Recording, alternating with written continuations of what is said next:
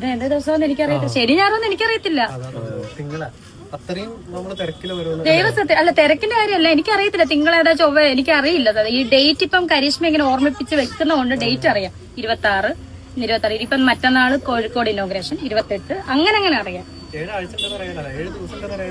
അതൊക്കെ എനിക്കറിയാം. 7-1-8 അല്ലെ?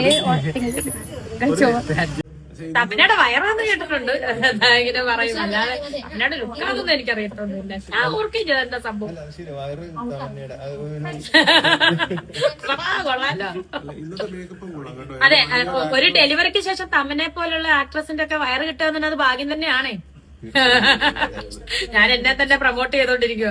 Hello welcome back to another video. Is me Anwar Shah. അപ്പം നമ്മുടെ പുതിയൊരു വീഡിയോയിലേക്ക്, പുതിയൊരു ടോപ്പിക്കിലേക്ക് എല്ലാവർക്കും സ്വാഗതം. അപ്പോൾ നമ്മുടെ രേണുസുധിയുടെ കുറച്ച് വീഡിയോകൾ, കുറച്ച് വൈറൽ ടോക്കുകൾ ആണ് ഞാൻ ഇന്ന് കൊണ്ടുവന്നിരിക്കുന്നത്. അപ്പം വീഡിയോ അവസാനം വരെ കാണുക. എല്ലാവരും മാക്സിമം നമ്മൾ സപ്പോർട്ട് ചെയ്യുക. നമ്മുടെ ചാനൽ ഒന്ന് സബ്സ്ക്രൈബ് ചെയ്യുക.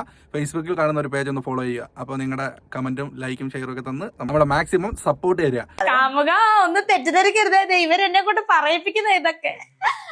അയ്യോ, ലൈൻ കട്ട് കിട്ടാനുള്ളതൊക്കെ കിട്ടി. ഇത് മതി കേട്ടാ, നമുക്കിത് മതി. ഇത് കട്ടയില്ല. നമ്മൾ ഈ കടന്ന് എന്തൊക്കെ പറഞ്ഞാലും ഉണ്ടല്ലോ, രേണുവിന്റെ ആരാധക വൃന്ദം എന്ന് പറയുന്നത് ചെറിയ തരത്തിലൊന്നും നമുക്ക് കാണാൻ ഒക്കത്തില്ല. അതായത് ഒരു ഇനാഗ്രേഷന് പോയപ്പോഴത്തേക്ക് ഒരു തൊഴിലുറപ്പിന് ജോലിക്ക് നിന്ന ഒരു അമ്മൂമ്മ അവിടെ ഓടി രേണുസുധിയെ ആ വസ്ത്രത്തിൽ തന്നെ കാണാൻ വന്നു. ആ വീഡിയോ നമുക്കൊന്ന് കാണാം, നിങ്ങളൊന്ന് കണ്ടുപോകുക. എന്നിട്ട് നിങ്ങൾ ഇനി കുറ്റം പറയുന്ന ഒരു കുറ്റം പറ.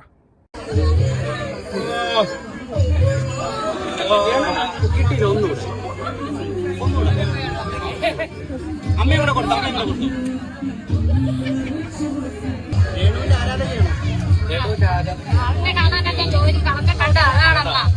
എവിടെ വന്നേ? എങ്ങനെ വേണം? വെളിയത്തിന്റെ ഒത്ത അമ്മ ഇന്നത്തെ ശമ്പളം രേണു വരും. ഇതാണ് ഓർമ്മിച്ചത്. എന്തുകൊണ്ടാ രേണുവിനെ ഇത്ര ഇഷ്ടം? എന്തുകൊണ്ടാ രേണുവിനെ ഇത്ര ഇഷ്ടം? കണ്ടില്ല, ആളിനെ നേരിട്ട് കണ്ടിട്ടില്ല, ടിവിയിലെ കണ്ടിട്ടുണ്ട്. നേരിട്ടൊന്ന് കാണാൻ വിളിച്ചോണ്ടിരുന്ന എല്ലാം കടഞ്ഞിട്ടാ ഓടി ചോദിച്ചിട്ട് ഒരു ഫോട്ടോ തന്നിട്ട് ഒരു കേൾക്കാതെ ഞാൻ ഓടി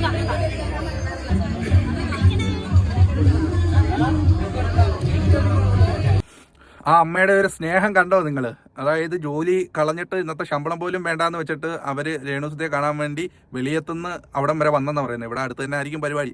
എന്തായാലും നമ്മളിവിടെ കിടന്ന് എന്തൊക്കെ പറഞ്ഞാലും ഈ രേണുവിന് ഒരു ആരാധക വൃന്ദം തന്നെ ഉണ്ട് കേട്ടോ, എല്ലാ തരത്തിലും. അപ്പം രേണുവിൻ്റെ ഒരു വീഡിയോയ്ക്ക് മോശമായി കമന്റ് ഇട്ട ഒരു വ്യക്തിയോട് ആ കമന്റ് എടുത്ത് വെച്ചിട്ട് തന്നെ പ്രതികരിക്കുന്ന ഒരു വീഡിയോ ആണ് അടുത്തത്. നമുക്കതൊന്ന് കാണാം. എടാ, നിനക്കൊക്കെ നാണം ഉണ്ടോടാ ഇങ്ങനത്തെ കമന്റ് ഇടാൻ? പ്രതീഷ് എന്ന് പറയുന്നത് ഒരു ആർട്ടിസ്റ്റ് ആണ്. അവന് ഫാമിലി ഉള്ളതാണ്. അവരൊക്കെ ഇത് കാണത്തില്ലേ? നാണം കെട്ട നാറികളെ. നിനക്ക് അങ്ങനെ തന്നെ വിളിക്കാം. നിന്റെ ഒക്കെ സ്വഭാവമല്ല ഞങ്ങൾ. പിന്നെ നോക്കാം. ആദ്യം ഐറ്റം എന്താണെന്ന് നോക്കാം. എനിക്ക് ചെയ്യണ വേണ്ടത് ഐറ്റം എന്താണെന്ന് കാണാം. അതൊട്ട് പറഞ്ഞാ പോലെ തെറ്റുണ്ടെങ്കിൽ ഒരു സ്റ്റെപ്പ് കൂടെ കയറിയാണ്.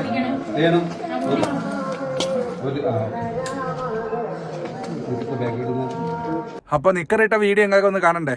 അതുകൂടെ കണ്ടിട്ട് എനിക്ക് ഒരു കാര്യം പറയാനുണ്ട്. നമുക്ക് അതൊന്ന് കാണാം. രേണുവിനെ ഇപ്പൊ കണ്ട കല്യാണം കഴിഞ്ഞെന്നോ രണ്ട് പിള്ളേരുടെ അമ്മയാണെന്നോ ഒന്നും പറയില്ല.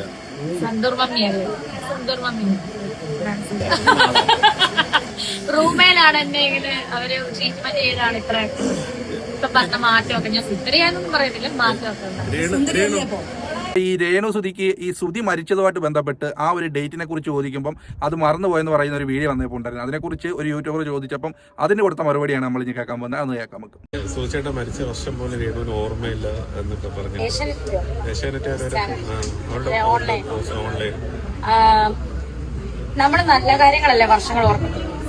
നമ്മുടെ ദുരന്തം നടന്ന വർഷങ്ങളൊന്നും നമ്മൾ ഓർക്കാൻ ഇഷ്ടപ്പെടാത്ത വർഷങ്ങൾ നമ്മൾ ഓർക്കാറില്ല. അത്രയോ അതിനുള്ള ഉത്തരം അതാണ്. എന്റെ വേണ്ടപ്പെട്ട ആള് മരിച്ച വർഷം ഞാൻ ഓർക്കുന്നില്ല. അത്രയോ അതെനിക്ക് ഓർത്തെടുക്കാൻ വേണ്ടി ആ ദുരന്തം, അതായത് എന്റെ ലൈഫിലെ ഏറ്റവും കറുത്ത അധ്യായമാണ്.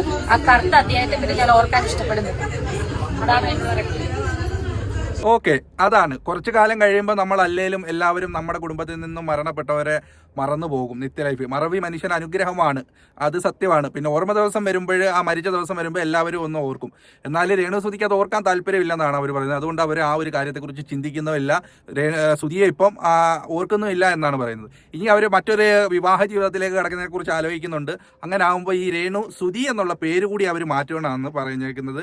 അതെന്തുവാന്നുള്ളത് നമുക്ക് അറിഞ്ഞുകൂടാ, അത് വരും ദിവസങ്ങളെ നമുക്കറിയാം.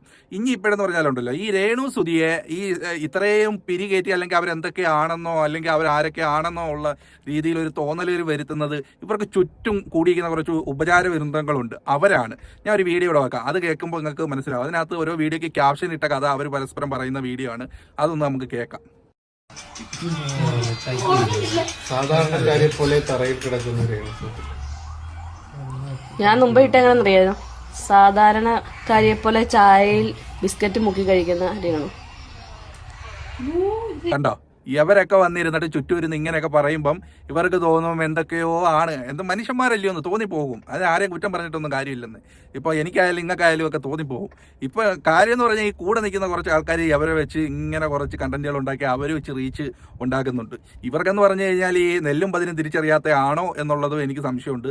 അതോ ഇനിയിപ്പോൾ ഇതൊക്കെ അറിഞ്ഞിട്ടും ഇങ്ങനെ നിന്ന് കൊടുക്കുന്നതാണോ എന്നും എനിക്ക് സംശയമുണ്ട്. അപ്പോൾ ഇന്നത്തേക്ക് നമുക്ക് കണ്ടന്റ് എന്ന രേണു ചേച്ചിക്ക് 1000 നന്ദികൾ അറിയിച്ചുകൊണ്ട് നമ്മൾ ഇന്നത്തെ വീഡിയോ അവസാനിപ്പിക്കുകയാണ്. നമുക്ക് വേറൊരു ടോപ്പിക്കുമായി വീണ്ടും കാണാം. അതുവരയ്ക്കും എല്ലാവർക്കും ബൈ പറയുന്നു. അപ്പം നമ്മളെ മാക്സിമം സപ്പോർട്ട് തരിക. Thank you. നമ്മുടെ ബാക്കിയുള്ള വീഡിയോസൊക്കെ ചാനലിൽ കിടപ്പുണ്ട്, കയറി ഒന്ന് കാണണേ സമയമുള്ളവർ. ഓക്കെ.